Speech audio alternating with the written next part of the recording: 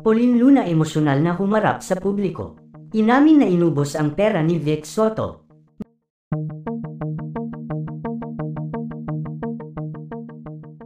Naging emosyonal nga si Pauline Luna nang humarap ito sa publiko ngayong araw matapos ang panibagong isyu na kinasasangkutan nito sa kanyang asawang si Vic Soto. Matatandaan na unang napabalita ang paghihiwalay ng mga ito nitong nakaraang araw lamang. Naging kontrobersyal nga ang paghihiwalay ni Bossing Vic Soto at Pauline Luna dahil na rin sa tao na naging dahilan ng kanilang hiwalayan. Samantala naging laman naman ng balita ngayon si Pauline Luna matapos nga daw na halos ubusin na nito ang perang pinaghirapan ni Vic Soto na para sana daw sa kanyang mga anak.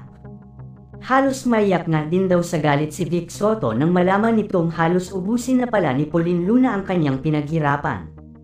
Samantala ngayong araw nga ay emosyonal nang humarap si Pauline Luna sa publiko at inamin na nito ang buong katotohanan sa isyu na kinasasangkutan niya ngayon.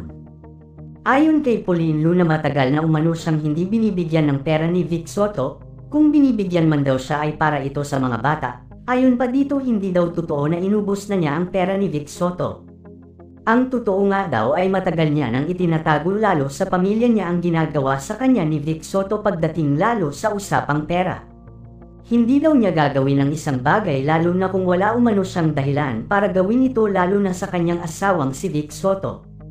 Mahal na mahal nga daw niya ang kanyang asawa at kahit pa ganun ang trato sa kanya ng kanyang asawa ay walang sino man ang nakaalam ng tungkol dito.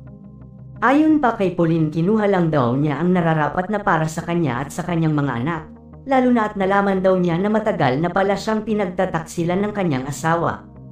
Ayon pa dito ay pinapirma din siya noon ng pamilya ni Vic Soto ng prenuptial agreement kung saan wala siyang makukuha kahit piso galing sa kanyang asawa sa oras na maghiwalay silang dalawa.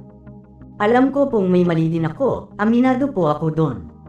Pero ginawa ko lang po yun dahil para masecure ko ang future ng aking mga anak kahit pa maghiwalay na kaming dalawa ng asawa ko. Conjugal property po yun, may karapatan po ako dun bilang asawa niya. Isa lang po ang masasabi ko, ginawa ko ito para sa mga anak ko. Emosyonal na pahayag ni Pauline Luna.